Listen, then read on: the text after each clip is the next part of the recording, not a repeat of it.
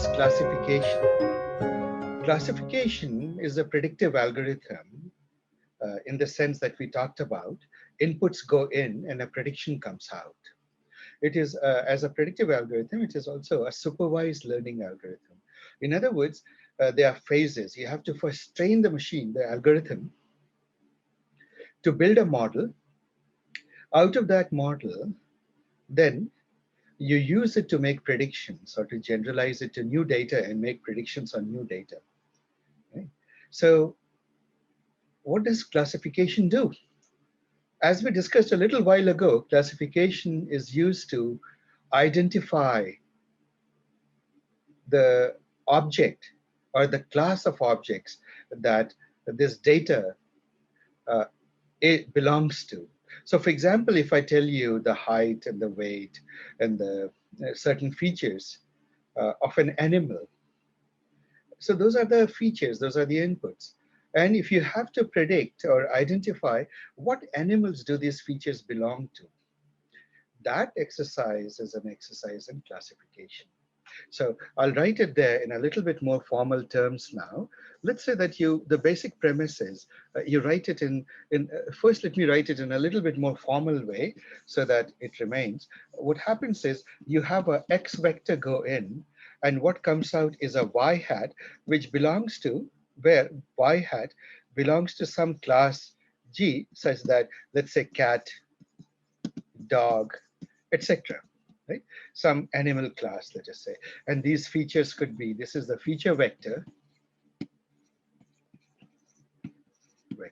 So that's putting it a bit more formally and more mathematically in a succinct way. But think of it in a more simple, like if that is not the way you want to think of it, think of D features.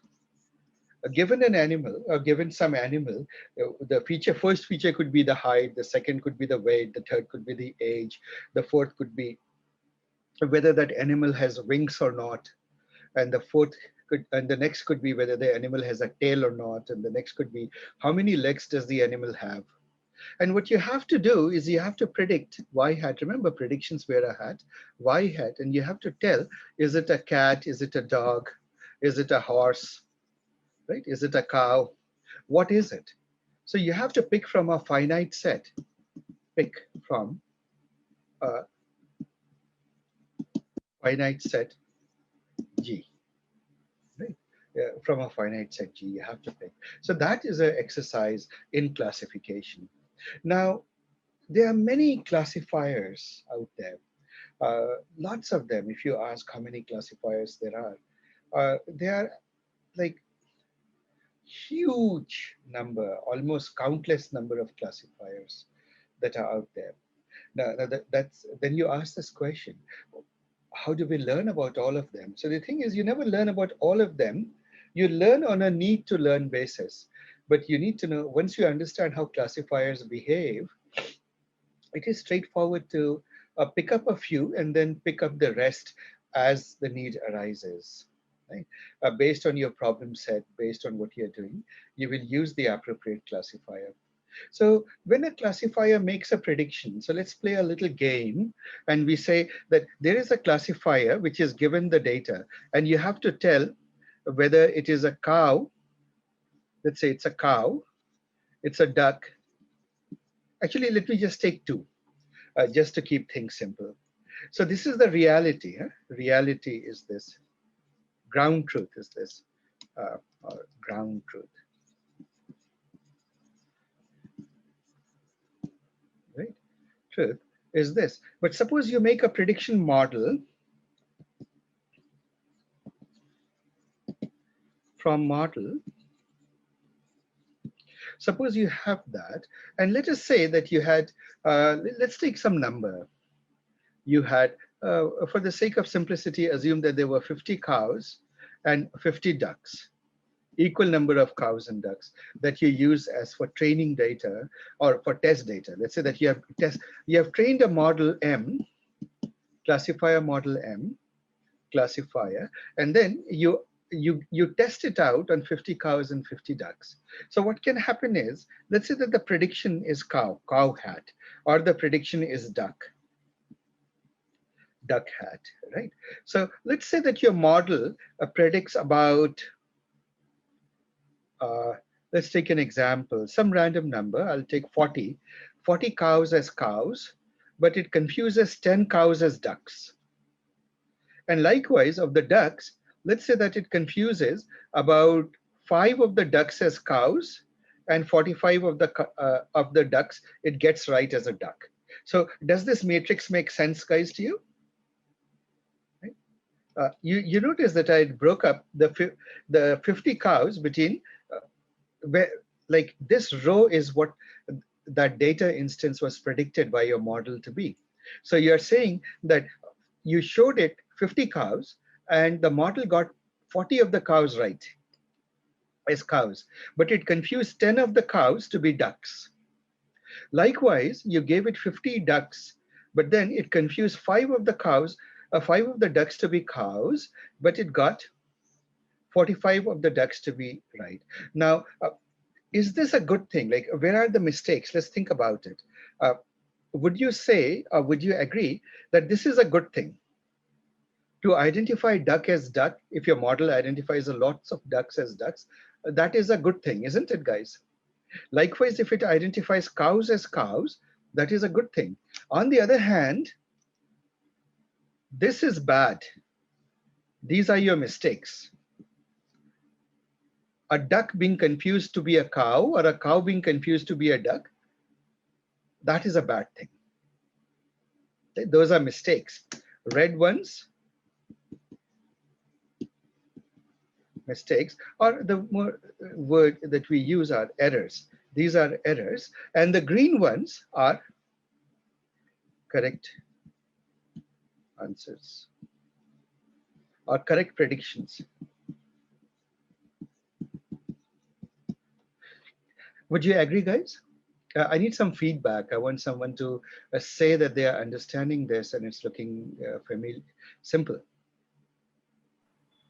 Yes. Yes, sir. It is simple, right? Okay. So in that case, now you ask yourself, what is the definition of a good model? How well is this model performing? In the case of regression, we had this mean squared error. In the case of classification, actually, it's simpler.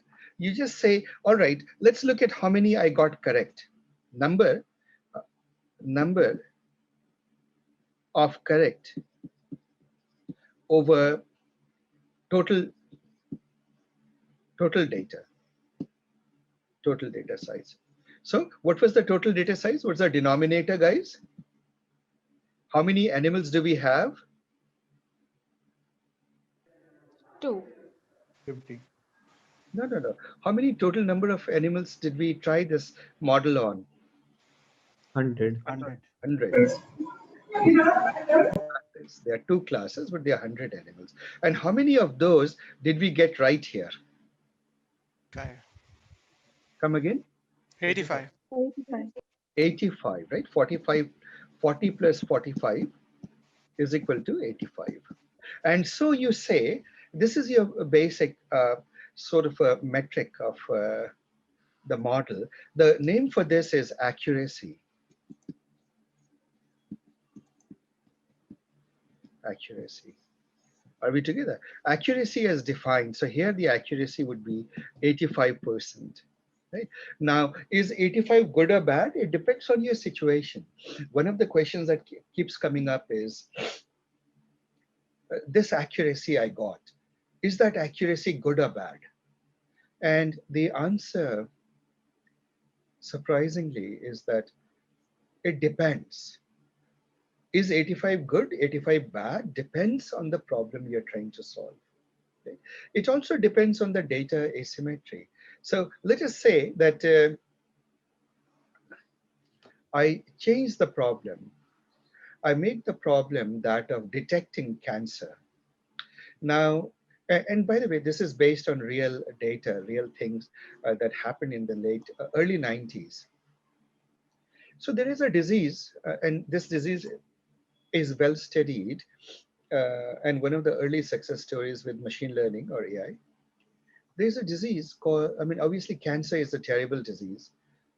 In women, the fear often is of something called breast cancer.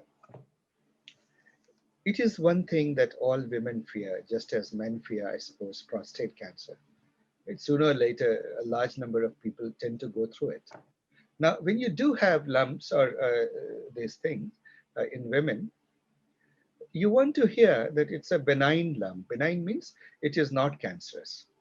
So in US at least, women all go, uh, usually once they're in their 20s, they go for something called mammograms. They get x-rays, and if there is a lump felt or found in the mammogram, uh, then the, generally it means that you need to go through further testing. Now, most women, if the lump is found, it is found that lump is a lump, nothing to be worried about. But in some cases, those lump, they need further study because they may be cancerous. You may actually have breast cancer. So when you do that, breast cancer studies, the history of the field is that they used to do pretty invasive tests. In other words, what would happen is if they found a lump in the previous century for the longest time, they would literally cut open the breast, leaving a big scar, go into that lump area, see what it is, take core uh, biopsies there, and then come out with the tissue, send it to histological exam, and then it turns out that you don't have cancer. Well, the good news is you don't have cancer. The bad news is now you have a scar on your body, right? A pretty invasive process. So obviously there was a need for less invasive processes. So the search for less invasive processes meant that can you just, instead of opening up a person, just go in with a fine needle, go to the lump and aspirate out some tissue. Aspirate means to suck out a little bit of the tissue. And then you look at the tissue under the microscope and you decide whether the person has a tumor, is it cancerous or benign. Right? Which is a huge improvement because taking an injection is far less invasive than um, having a full-blown surgery that opens you up and leaves a scar. So that was the process. The process is called fine needle aspiration. When you do fine needle aspiration, then you look at the tissue under the microscope. The problem that came is that the reliability amongst the diagnostician, the pathologist looking at it, was very poor. The same person, one pathologist would mark it as malignant, another would mark it as benign, and it's a lot of error rate there. One of the things that people asked is, can we do better? Can machine learning create a model that can quickly and with equal reliability or more reliability, I mean, a reliability equal to some of the more trained pathologists and certainly better than the average pathologist, tell whether the markers indicate a benign tumor or a malignant tumor. And so there was a breakthrough in the early 90s that made it possible. That is actually one of your homeworks. You will do that exercise in this particular workshop. But the reason I brought it up is for a slightly different reason. Look at the situation. When most of you go, let us say that you go for your annual checkup and you're a woman. And if it is a man, I guess you go for a prostate checkup or something like that, or some checkup.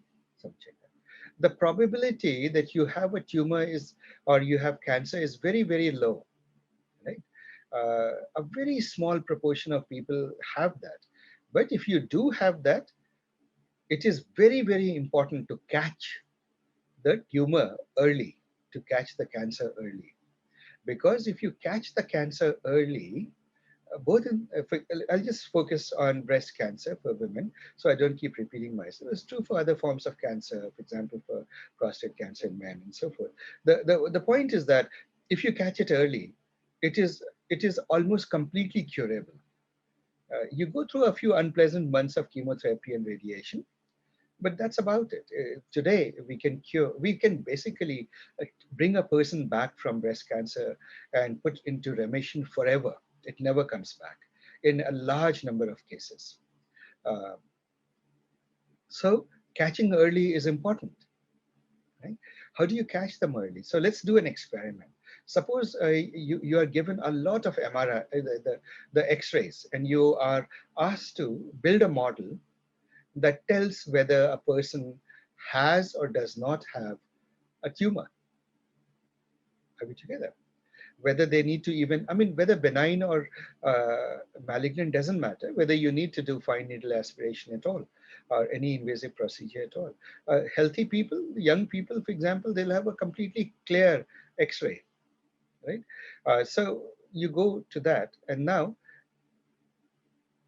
let's say that the prevalence of cancer is in 1 in 1,000 X-rays. Right? That would certainly be true in the Western Hemisphere because everybody goes through regular checkups. So X-rays and these things are done on an annual basis.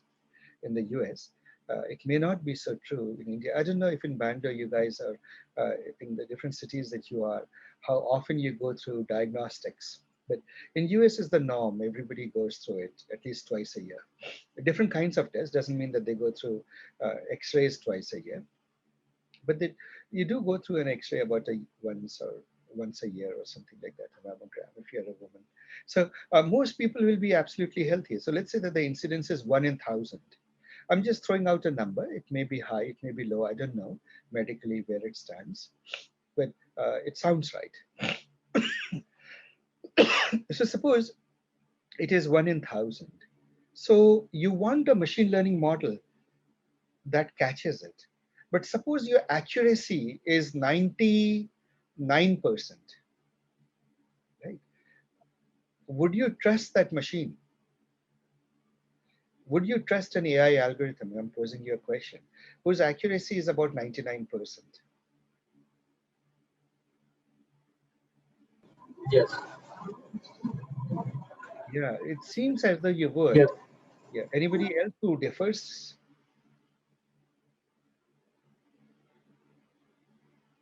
Actually, no. I'll tell you why. So suppose you are a quack. And for example, in India, it's common that a lot of quacks, they'll put up a board claiming that they have all the medical degrees, especially in small remote towns and villages. They'll claim to be doctors. Ultimately, who's there to check? And they will be dispensing quack medicines. Okay?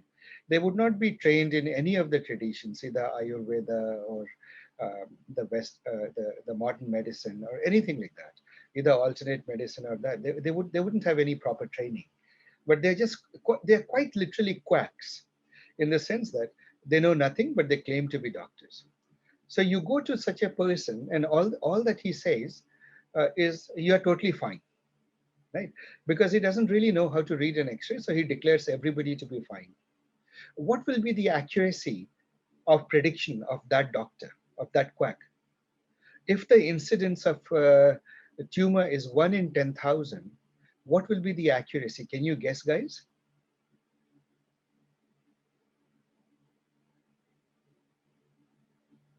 So let's work it out. So one in the error rate, so the person is getting 9,999 out of 10,000 right.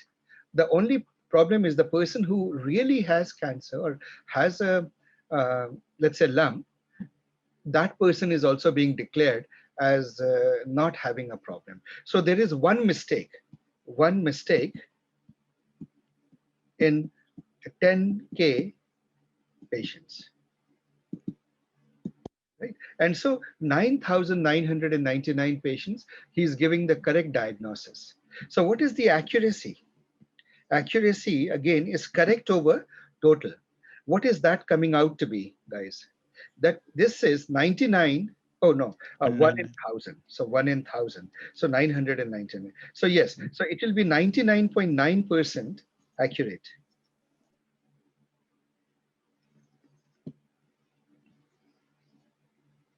Do you see this, guys? Right? But does it mean anything? It doesn't mean much because this model entirely missed the one person whose life is at risk. Do you see that? Right? And by the way, this has been the history of quacks over the centuries in every country. If you look at modern medicine, the modern penicillin was discovered barely 100 years ago, or less than 100 years ago. And pretty much all the more potent drugs came after that. So when it then there has been some alternate systems of medicine. For example, India has Ayurveda, and then there used to be the Unani system or the Hamdard system, and so on and so forth, traditional. But they were far more effective for chronic diseases, body pain and things like that. A lot of chronic diseases they would address. But when it came to infections or things like cancer, etc., we do know for a fact that, as far as I understand, uh, there were no scientific cures or ways of managing them or treating them till about 100 years ago. Almost everything came after that, after penicillin and the discovery of the modern medicines, the pharmaceuticals. But doctors have existed for thousands of years, isn't it? For you go to 500 BC, 1000 BC, you again hear of doctors in all over Greek literature, ancient Western literature, Eastern literature, everywhere. Every country has had doctors and people. You ask those people, how in the world could they be curing anything at all? When we go back and look at it, we realize that actually most illnesses are self-limiting. They cure themselves. You have an upset stomach, wait for a few days, eat good, you know, the germ will flush itself out of your body and you'll be fine again. You develop a fever, you will recover. Like for example, today, I seem to have a little bit of fever and cold, but I do know that in 2 days or 3 days or whatever it takes, this thing will run through the system. I don't need to take medicines for it, right?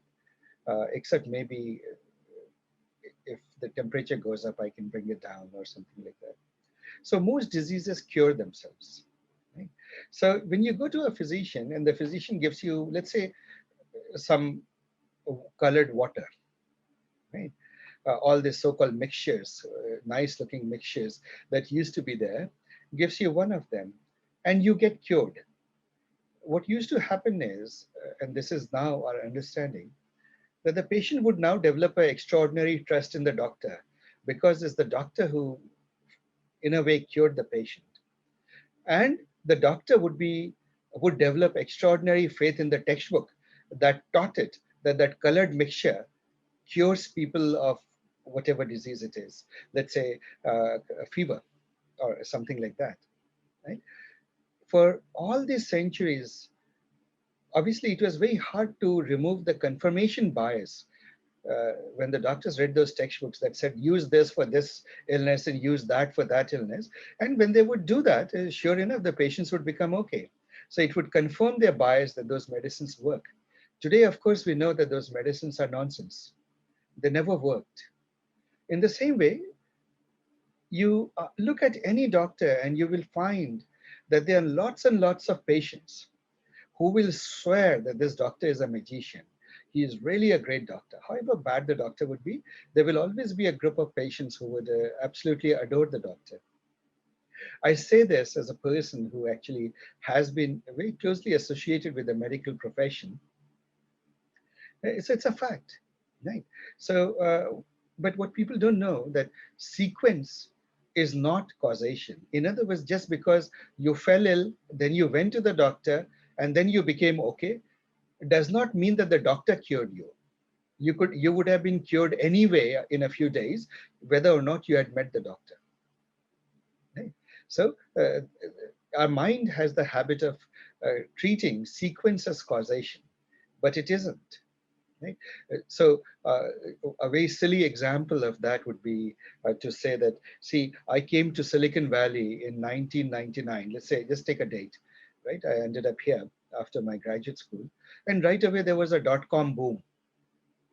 So would it not be silly for me to claim that because I came to Silicon Valley had a tremendous explosion of prosperity and innovation? That would be obviously completely stupid, right? In the same way, it would be but it's hard to see that it is the same reasoning to say that because I went to the doctor and after that I became cured, therefore I can assume that I was cured because of the doctor. So today in medicine, for example, we have the double-blind study. When we want to see the effectiveness of a medicine, what we do is we create a study in which we take, let's say, 100 patients.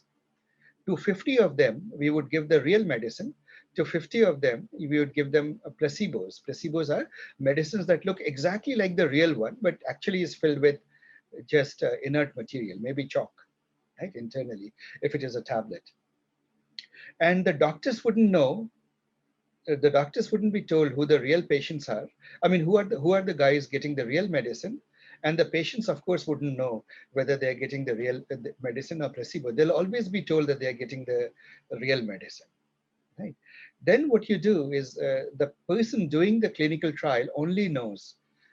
They keep observing is there a difference in the rate of recovery between people who took a medicine and the people who did not take a medicine. So you need to demonstrate that the people who took the medicine, more of them recovered compared to the people who got the placebo, right? And then you can establish that the medicine is actually effective, right? These are very real things, by the way. Even today, we are doing that with the COVID. There's vaccines that we are creating, right? There is some of that going on.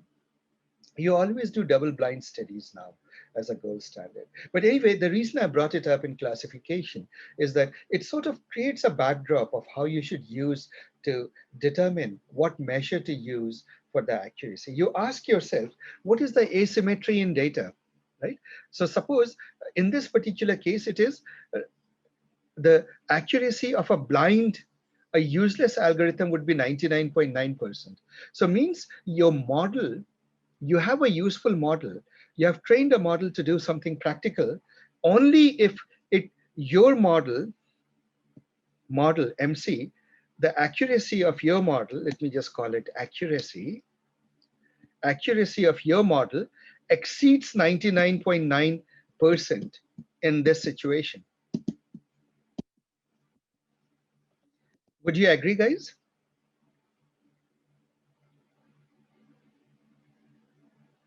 Yeah. Yeah. You would agree. It has to catch those rare cases. Or another way to put it is accuracy may not even matter. The only thing that matters is, you may actually be willing to lose some accuracy. So suppose I do this. Out of the 1,000 people, I declare 5 of them as positive cases. Positive, that is a cancer, potentially cancer patients, potentially cancer cases. So now, but so long as this 5 includes that one person who genuinely has a lump, would you take, now look at the accuracy of this algorithm. It will actually be lower than the fraud or the quack one. This accuracy is only 995, isn't it? Or why go at 5? Let's take 10. Let's say that you predict 10 of them and you will have 990 cases, 990 cases you're right. Actually 991 cases you'll be right. And 9 cases you'll be wrong, because out of this 10, 1 is correct, 9 are wrong, right? And so what happens is your accuracy is much lower. Accuracy is 99.1, much lower than 99.9. But would you consider this model, let me call it M2, would you trust M2 or would you trust M1, the previous model? Which one? M1. Come again? 1, sir. M2. 99.9. Okay, some of you are arguing for the previous model, 99.9 model, and some are arguing for the M2, which has lower accuracy. So those of you who are arguing for the previous model, give a reasoning. Why would you take the previous model?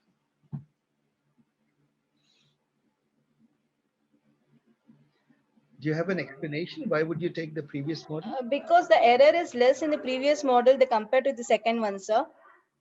Yes, that is one explanation. Anyone else has a different opinion or has a different reason?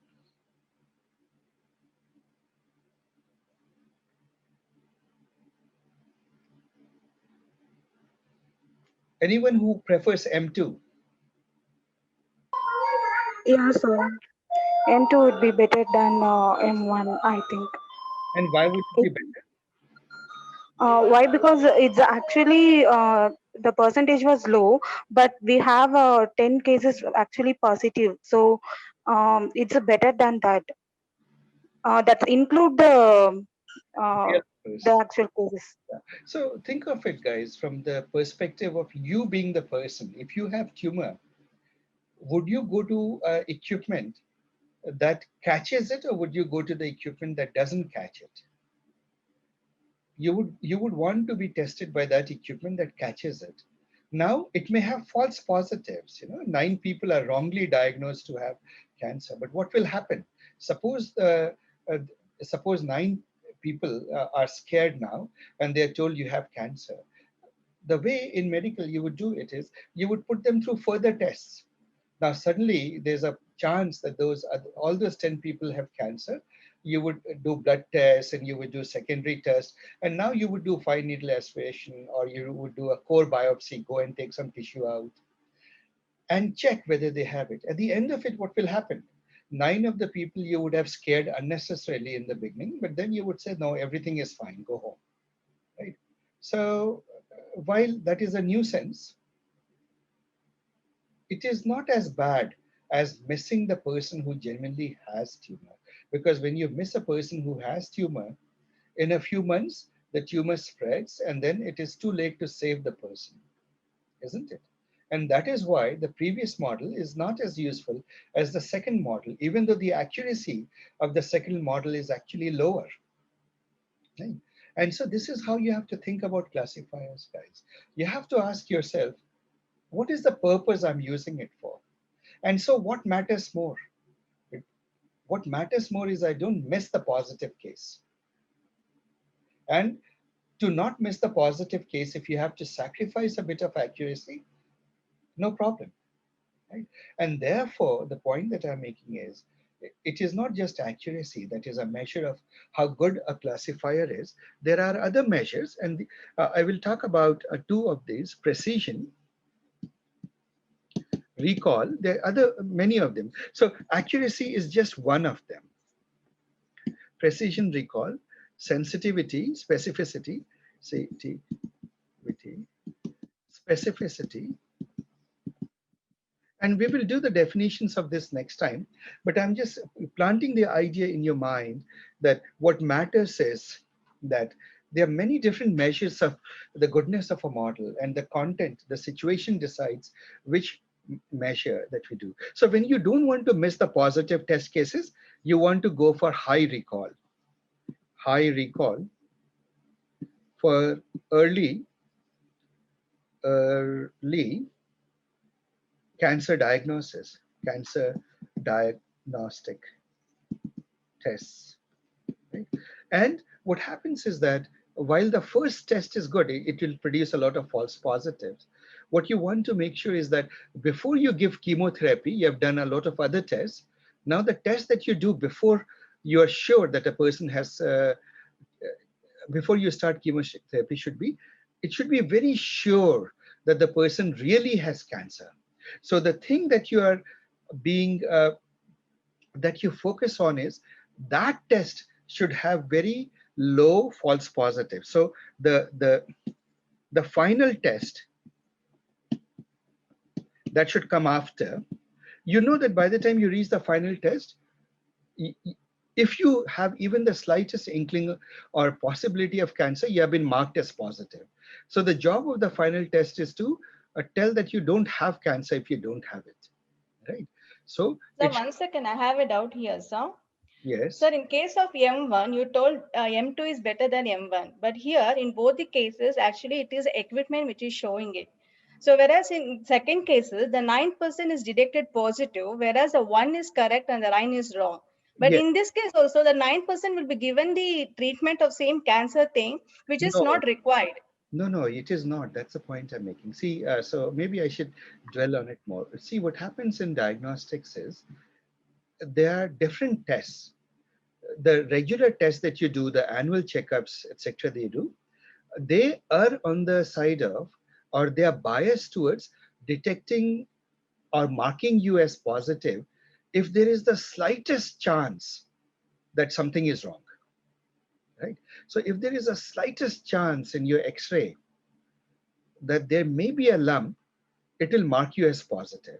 But then when you are marked as positive, you don't immediately go in for chemo or something like that. What happens is then the doctor starts doing more aggressive tests. So for example, they will do fine needle in India, you do fine needle aspiration. That is pretty much the gold standard there. Most places will do that. They will go in with a needle, they'll aspirate out a tissue. And by the way, fine needle aspiration is true for all forms of cancer in India, right? Whether it is breast cancer or any other form of cancer. They go there, then they aspirate out a bit of tissue and they look under the microscope now and they check whether you really have it, right? And then they will do other tests, automated tests also. In the West, at least they do that. And then obviously, if they are really, really sure, before they put you through chemo, they will go and actually take a more invasive approach, go and do a core biopsy. In other words, make a small cut, go in endoscopically and take a core biopsy of the region, right, of the tissue, come out, put it under the microscope and so on and so forth to be absolutely sure. They won't put you through chemo just like that. So what happens is, and that's what that's the narrative I'm saying, the early test, you prefer M2. You want it to have it, you don't want it to miss the positive case, even though it produces a lot of false positives, right? So these are what, there's a word for it. It is false positive, right? These are false positive, but you allow that because you know that you have other safeguards, other gates that will eliminate those later on. Whereas if you have a final test, in the final test, what do you want to do? You don't want to, this is the door before the chemo, right? In this test, you want to be absolutely sure that this person truly has cancer before you bombard this person with chemo. So then the more you need to have very high specificity. In other words, it needs to say positive only for the people who are truly positive. Are we together? It may have false. At this moment, you don't fear false negative because the early test would have caught up. So here, false negative is okay because you know that some other test has already taken care of that. But here, what you are making sure is that there are no false positive.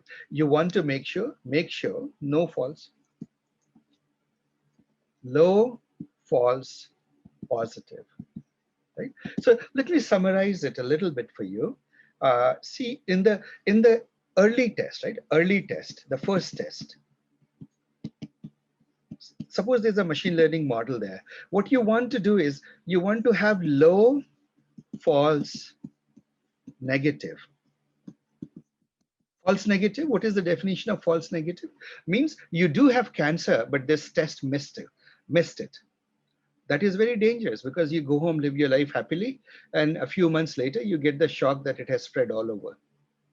So the early test must have low false negative. So generally, these tests which are given on a routine basis, that's what you strive for. They should be relatively non-invasive, not lead to scars and so forth. They should be, like, for example, in US, mammogram is the standard.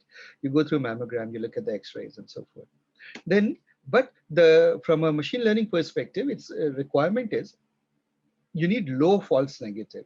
The slightest hint that something is off, it should just mark you positive. Then you will go through many, many tests. And then let's say that there's a final test. And let us say that all of these other tests are still saying you may have cancer. You want a final test because beyond the final test is chemo, radiation, etc. And you know that these are very brutal treatments. They do remove the cancer, but in the process, they practically kill the patient, right? And do a lot of damage to the patient. So you don't want to send somebody for chemo who is actually healthy. So what you do is, here your requirements are different. Low, false, positive.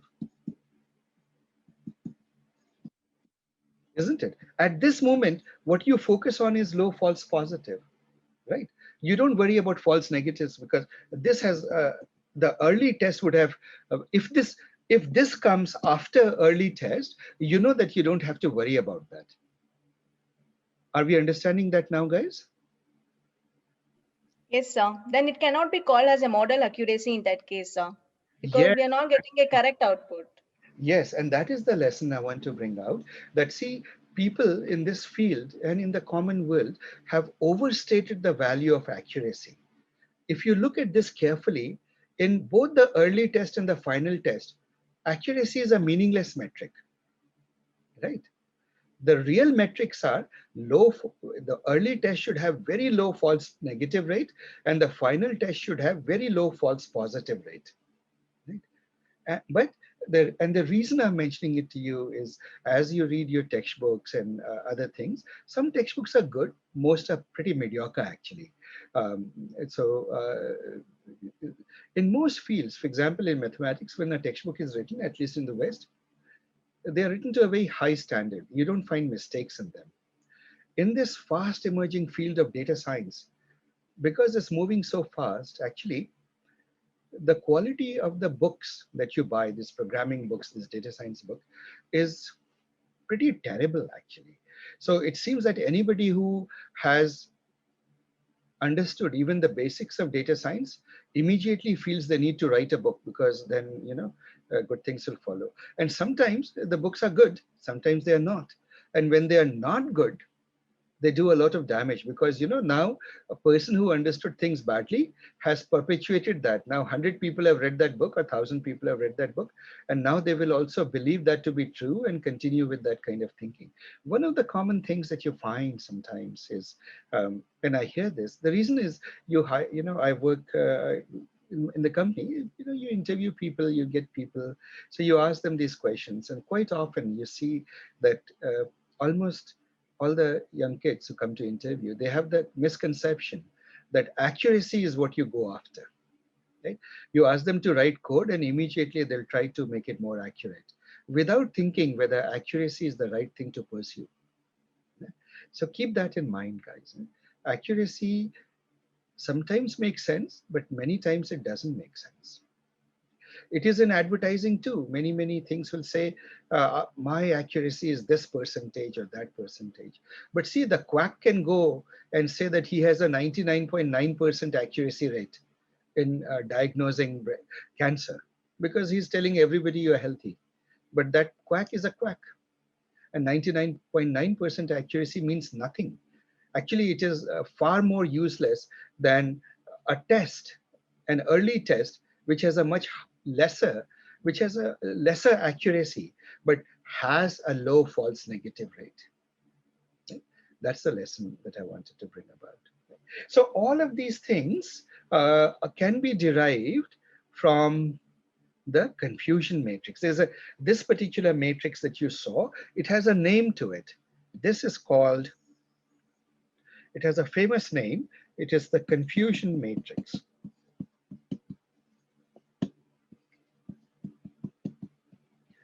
Matrix. Confusion matrix. So it is like how confused your model gets. So if your model is perfect, what would be the sign of a perfect model? So for example, cow, duck, cow hat, duck hat. You would say that what you would have is a perfect model would be 50, 50, 0, 0.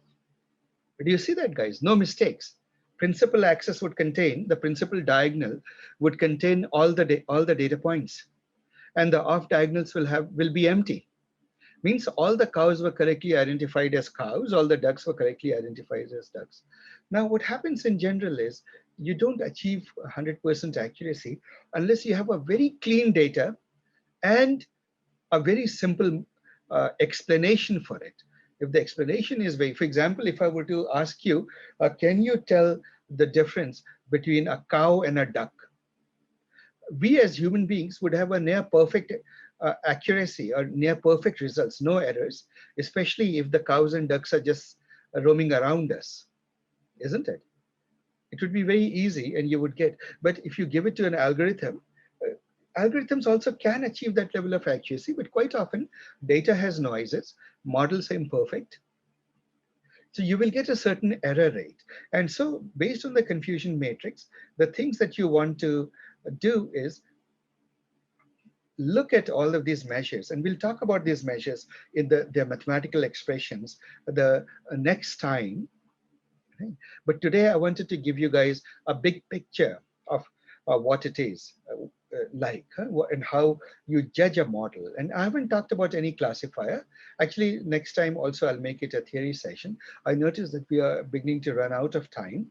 So we'll talk about logistic regression.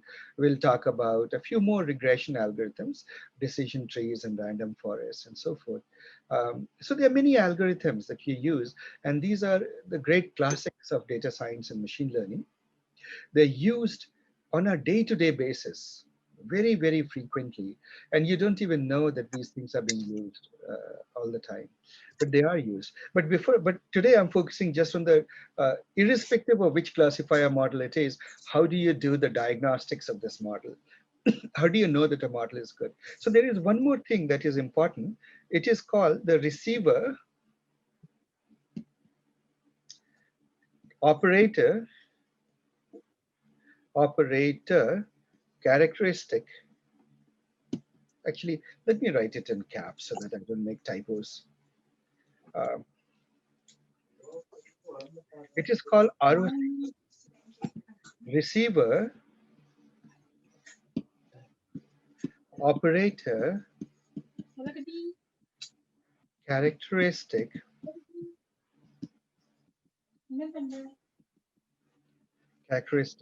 and usually it is called the ROC curve. So characteristic curve. Well, that sounds scary term, very, very technical term, if there are scary and technical terms. So this receiver operator characteristic term, the word is historic. It comes from signal processing.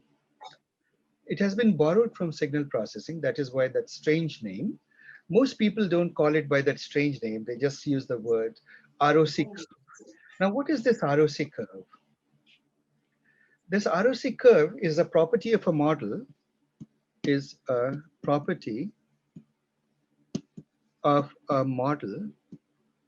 and how it behaves on test data or real data. What happens is that there are two axes here. One is false positive and a true positive. And both of these go from 0 to 1. So 0, 0, 0, 1, 1, 1, and 1, 0, of course. So what it means is, at this point, you have neither false positive nor true positive, right? The model is such that it's basically everything is negative, let's say, right? So on the other hand, this point, so let me call it A, B point represents a situation in which you have no true positive. Everything is just false positive, right? That's a pretty bad model. This is C represents a model in which everything is true positive and your false positive rate of the model is 0. That is a pretty nice model, you would imagine. You want a model that catches cancer when there is cancer, but doesn't produce any false positive. In other words, it doesn't alarm anybody who doesn't have cancer by telling them or scaring them that they may have cancer. And then this is the other thing in which the true positive and the false positive rates are the same, sort of very high true positive and very high false positive also. Right? So now what happens is this line, as you can imagine, this is actually a square, even though I made it out as a rectangle. This is a 45-degree axis. What happens is that useless models, people that make random predictions, there's that. Now what happens is as you change the threshold of accuracy, let us say that let's take an example. Let us say that the model looks at the color of a solution. You do some test, chemical test, and then light passes through it, and then some color comes out. And the color could be anywhere in the degree of redness, right? So how red it is, 0 red or fully red. And so somewhere there is a cutoff. Okay. I'm deliberately using these words. I'll use more precise words next time, but I'm giving a hand waving argument here. There's some point of redness at which you say, consider it positive, and below that, consider it negative. Let's say that if the solution is sufficiently red, you suspect cancer. If the solution color is not red enough, very likely red or some other color, you consider it not cancer. So based on this, you will realize that based on where you put the cutoff, your positive, true positive and true negative rates will be different. And it will in fact have a curve. A good one will go like this. In other words, with a very low false positive rate, you have achieved a very high true positive rate, right? A very high true positive rate. Are we together? Think about it this way. If your machine is good and very accurate, you know the right cutoff such that at that cutoff, you may occasionally have a few false positives, but you get a lot of true positives. You know, people who are having cancer, you catch them all. Yeah. This is the proportion of people. Let's say that 99% of the people who have cancer, you catch them, even though cancer is relatively rare in people. You would want an algorithm that is like that. So this one, right, let me mark it as green. This is good. Right? And what is bad? Models that are not good will have something like this result. In other words, a true positive and false positive are equally balanced. Now there are models that actually can be like this, even be worse than random, and it happens sometimes. So watch out for those. The point to remember is that in the ROC curve, this curve is these are the ROC curves.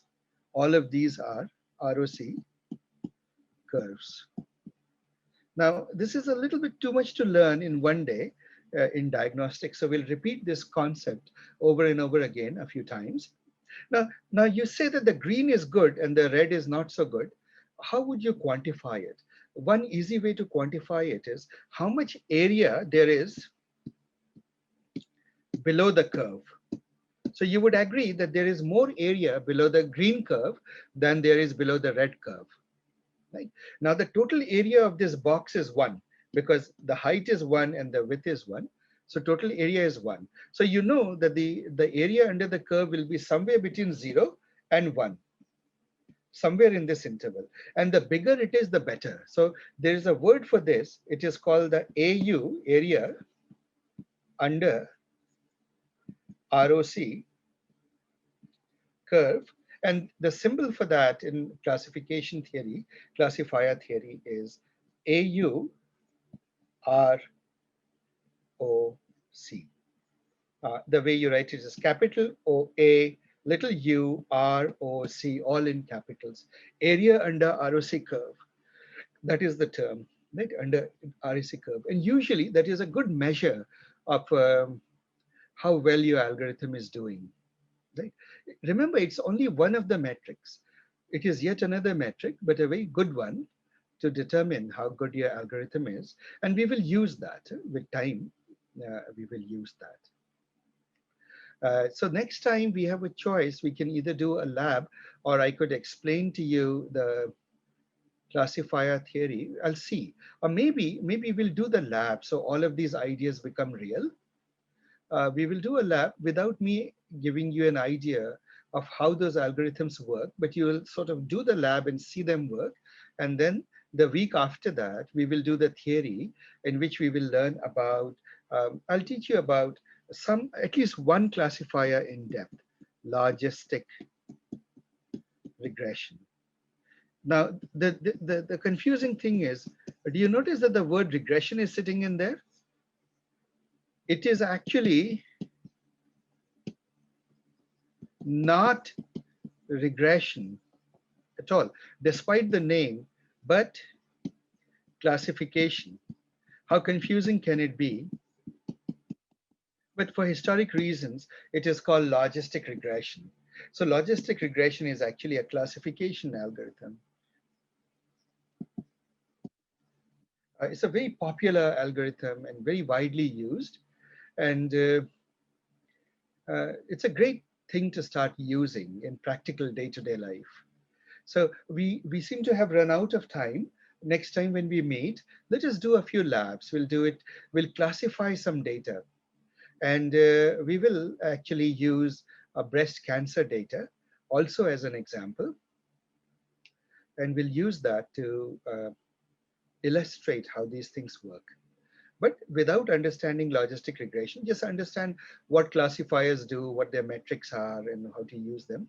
We will do that. And then subsequently, in the week after that, 2 weeks from now, I will cover the theory of logistic regression. Is that a plan, guys? Yeah. Let's do that. All right, guys. And so I'm stopping the recording, so you guys feel free to ask questions.